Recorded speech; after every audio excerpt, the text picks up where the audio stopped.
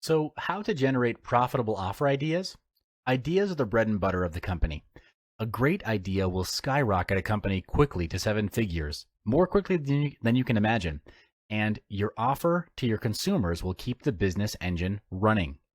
The five most innovative companies in the world, as reported by Forbes, are Amazon, Google, Uber, Apple, and Snap.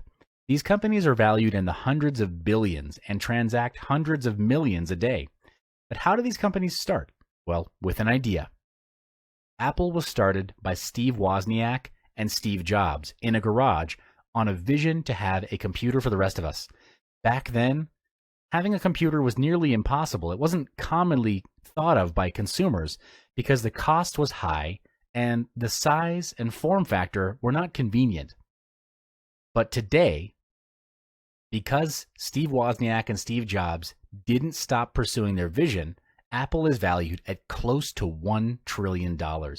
Meanwhile, the famous search engine, Google, was also crafted based on Larry Page's idea of exploring mathematical properties of the World Wide Web, understanding its link structure, and creating it in a huge graph.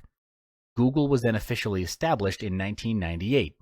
This goes to show that generating that drop-dead idea that's going to start the world on fire is possible, as projected by these innovative companies. When you see something that piques your interest, ask yourself this: what is it about this situation that's special? Then narrow down your focus so you familiarize yourself with the idea. However, before generating your ideas, there are certain steps to be taken into consideration to ensure that your thought processes are in line with the outcome that you want to achieve. These tactics will ensure the effectiveness of generating your profitable offer ideas, which will be discussed in the next module. The previous tactics in generating profitable ideas was designed to create new products. In this module, we'll discuss a way to shorten the idea creation time, and that is to reinvent the wheel. Yes, you must have heard the saying to not reinvent the wheel, which translates into don't be a pioneer and just take something that's already there. Well, that's true. However, when it comes to ideas, you would want to reinvent it. It's not about who did it first, but it's about who does it best. Our society is made to believe that everything is already set and there's no room for innovation.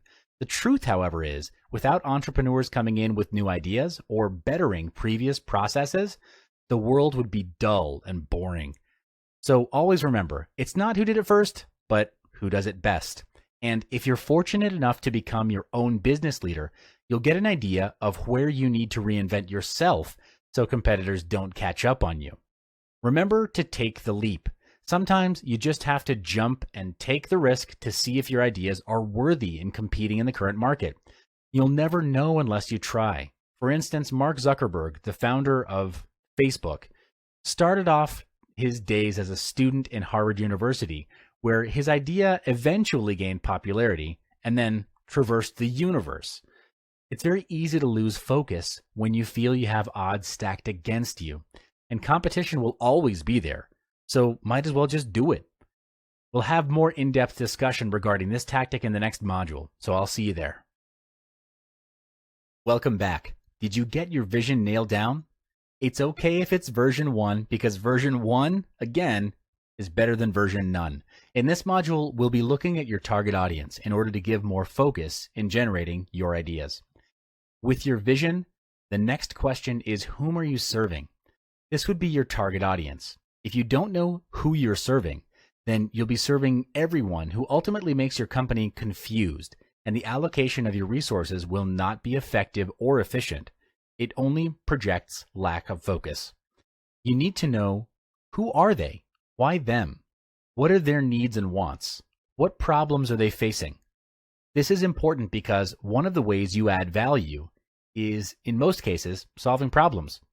How well you solve your customers' problems is in direct relation to how much your target audience will pay. For example, if you're planning to operate a restaurant, focus on the theme of the restaurant. What type of food will you want to serve? And also the price range. This will set your standards as well as setting your niche, and inevitably pull the supposed audience in your favor. When you've gotten a clearer picture of your audience, next is to seek and establish relevance to them. How would your company, products, or services help to solve their problems? Write down as many ways as you can think of. Those ways are now your prototype of your company, products, and services. Your next task is to then test it out and seek for proof of concept. You do this by selecting the one product that would solve the biggest problem of your audience. Put it out into the market by doing research and asking your audience if they would buy it and actually start selling it. Collect the money, and then you create the product. Yes, sell first, collect the money, and then create the product. Now, if you're thinking that that's tricking your customers, well, it isn't. There have been too many companies that create the product first and only then find the target market to sell to, which, I mean, to me, it's insane. These companies would pump thousands of dollars into product research and development only to find out that it's not even what their customers want in the first place. So avoid wasting your resources and time and prove the concept with money, their money. This method is called failing forward fast. The process is this. You want to get an idea quickly that solves the biggest problem of your target audience. Ask if they would buy it, sell it to them, get the money, and with that money, you go to a manufacturer and make the product. Now, of course, you would have settled all the gaps required in between, like actually having a manufacturer on standby, a prototype product, a sales offer, discount for early buyers, and a registered company so that you're legal. If you don't have any of these, then yes, you are involved in a scam, and you should rethink your strategy. The reason for failing forward fast is so you can get the key insights to come out with a version 2 of the product. You also need to sell and collect the money up front because sometimes what your audience says they'll pay and what they actually pay is different. The moment of truth is when they reach into their pockets and actually hand you the money. That's when you know you've found an initial product worth investing your R&D dollars into. The following tactic to generate profitable offer ideas is to do a brainstorming session on product ideas. Ideally, your brainstorm should be with max 5 people because too many people dilutes the quality of the brainstorm session. Imagine 30 people in a room doing a brainstorm. Not impossible, but it would definitely be less effective. As you're brainstorming, put the ideas and suggestions into a mind map. This makes it easier for you to refer back to the ideas after the brainstorm. There are 5 simple steps to do an effective brainstorm. The first step is to set the context. This means that the tone and intention of the brainstorm is clarified up front. There's no right or wrong answer, and the focus on the brainstorming session is just to generate ideas. The last thing you want happening is for your people to withhold their ideas for fear of being rejected or ridiculed. Therefore, it's the responsibility of the meeting lead to set the climate for ideas to flow. You may also want to put on some brain music, generally classical songs, to get the creative juices flowing. Steps 2 and 3 are to start the brainstorm and get the ideas flowing. The idea is to turn it into a game, where the game is to imagine that there is a balloon that's being thrown around in the room. Every time someone speaks, the balloon bounces from one person to another, and it keeps afloat every time there is silence. The balloon floats closer to the ground. The moment silence passes too long, the balloon pops, and the process starts again. This makes the session fun and engaging. Step 4 is when the session is done, ideally after 20 to 30 minutes, evaluate the ideas. Discuss and decide with the team on what is the biggest problem faced by the target audience and which idea solves their problem. After a decision is made, you move on to step 5, where you write out action points. This then moves into the execution phase. Here, you list down all the required actions to bring the idea to life and assign these action points to your team. All action points must have a person in charge, otherwise there'll be a gap in your execution. The first tactic in generating profitable offer ideas is by having a vision. Before starting with any ideas, you must first start with your vision. What's the vision of your company?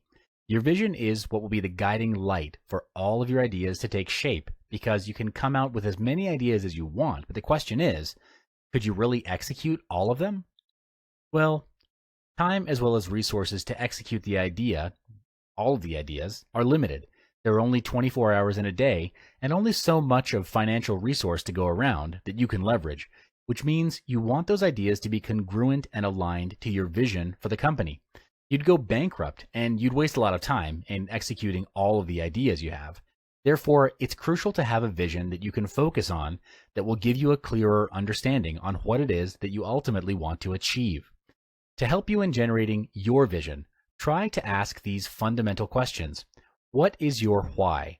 Why is this business important to you? Why did you start the company in the first place? Why this and not something else? These are all important questions which will give direction to evaluate which idea is most suited to your company. Take a moment, pause the video, and answer these questions. Don't worry about having the best vision because in our previous module, we learned there is no such thing as best. The most vital component is to identify what resonates with you. Thousands of people have taken up their hobbies and turned them into successful businesses. So think of your why now. For instance, Tim and Nina Zagat, who launched the Zagat Surveys, a publishing empire that sells restaurant guides for many major USA and European cities. In the early 1970s, the Zagats were high-priced corporate attorneys who had the passion of dining out. For fun, they created a newsletter which they distributed to close friends to rank popular restaurants in several categories. Each year, the newsletter encompassed more restaurants, and in the end, a couple began charging money for it to reduce their expenses as it became so time-consuming and actually cost them money to produce. Identifying your interest and what resonates with you is important because when you or the company is faced with a tough situation, your passion and commitment to that vision will push or pull you through. So pause this video, take 20 minutes, and answer those questions. So this is the second part of how to generate profitable offer ideas tactics, reinventing the wheel specifically. Reinventing in this context means taking an existing idea, stripping it down to its bare components, and then finding its key lever points and making it even better, even faster, and easier. The intention is to question the current ways of solving problems and getting things done. Just because it's always been done this way doesn't mean that this way is the best way.